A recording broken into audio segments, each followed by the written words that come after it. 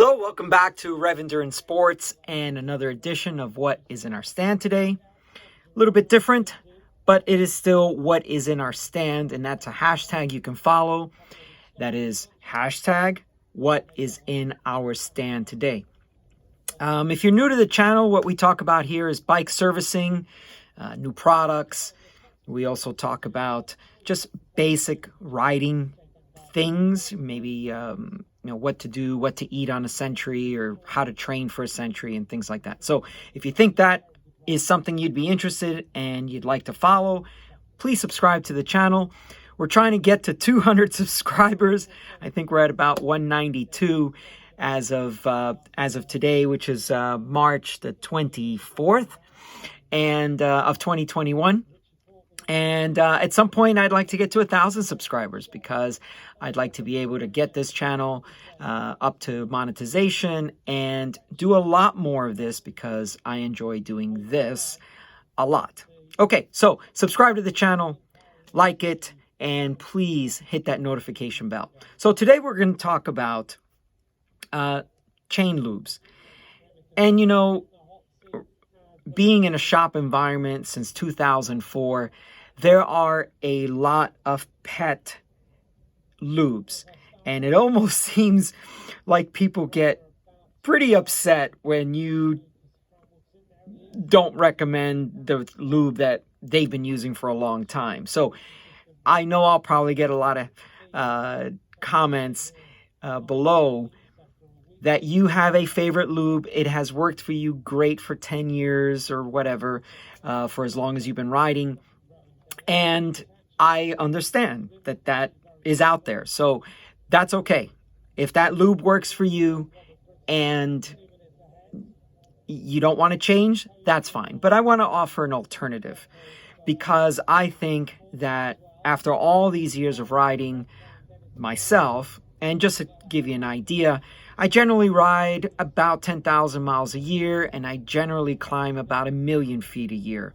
And last year, because of the pandemic, my shop was extremely busy, and I barely got enough time to ride, but I still got 900,000 feet of climbing for the year.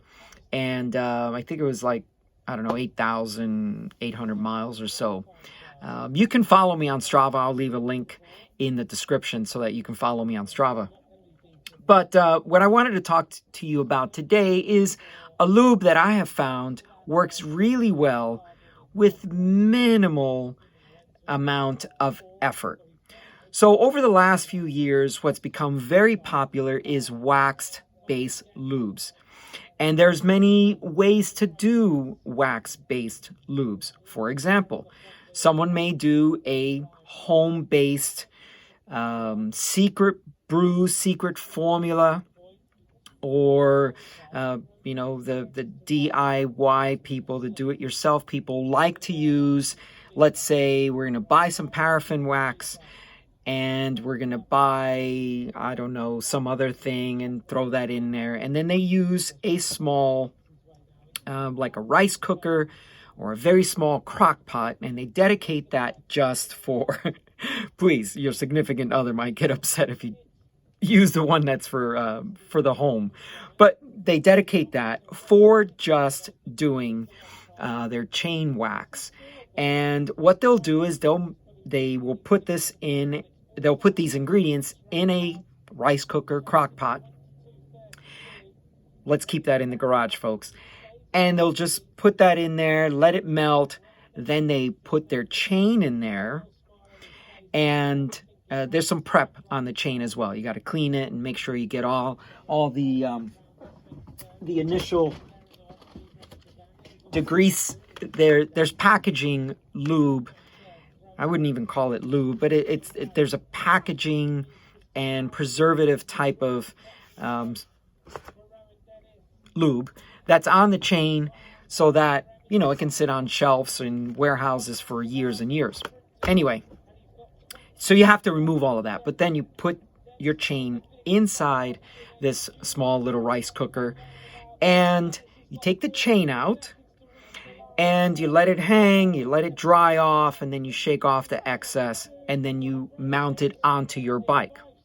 Well, Okay, that's one way to do it. So that's the do-it-yourselfer guy. Then there's a molten speed wax. They come in a bag, and it's a powder with the wax that will then melt. And there's several others. I believe Silk came out with one as well.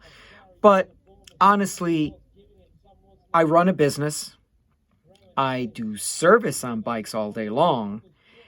And I like to ride my bike. So the last thing I want to be doing is a lot of extra stuff to get a wax-based lube on my chain. So what I've been using for the last 2 to 3 years, probably longer, is this lube here. Now, this lube is a wax-based lube, and you just drip it straight out of the bottle onto your chain.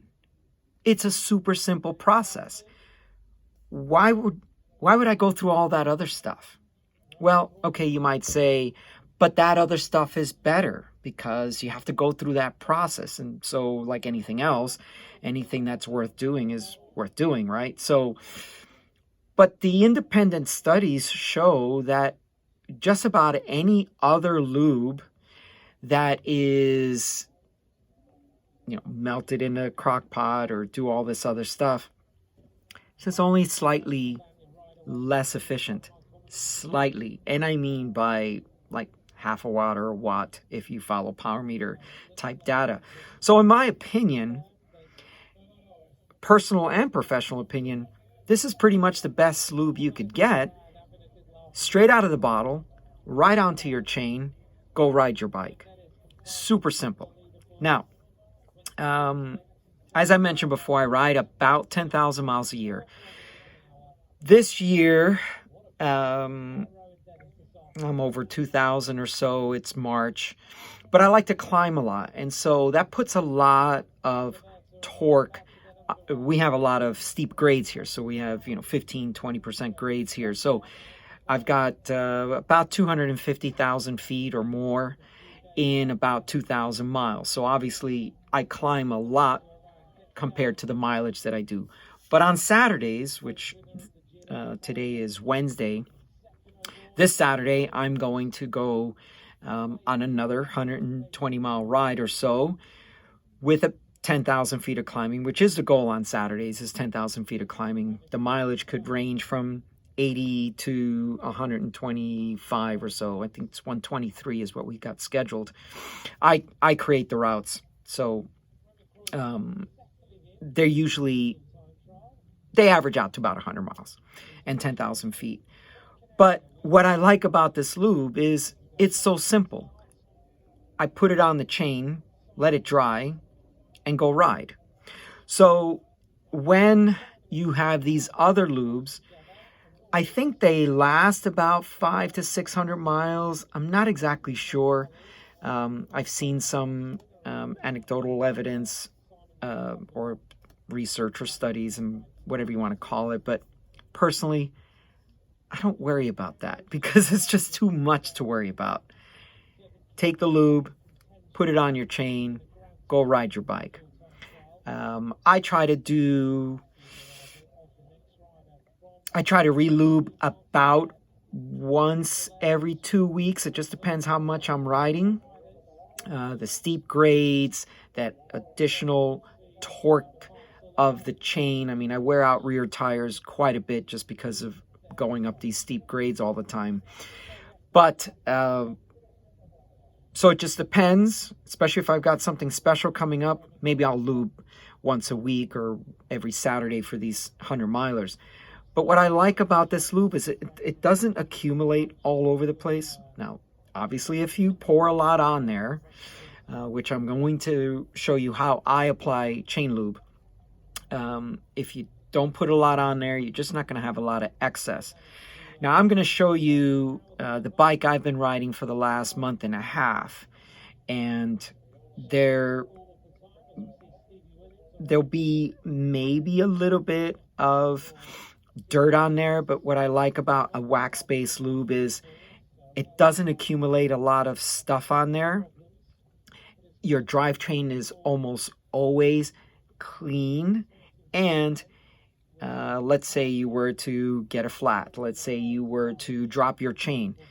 You can grab your chain, put it back on your derailleur, your big chain ring or little chain ring, wherever it fell off from, and you're not going to have this ridiculous amount of chain grease lube all over your hand. So if you'll accept my rough transition, I'm going to move over to the bike stand, and I'm going to show you how I apply lube, because this is also important, by the way.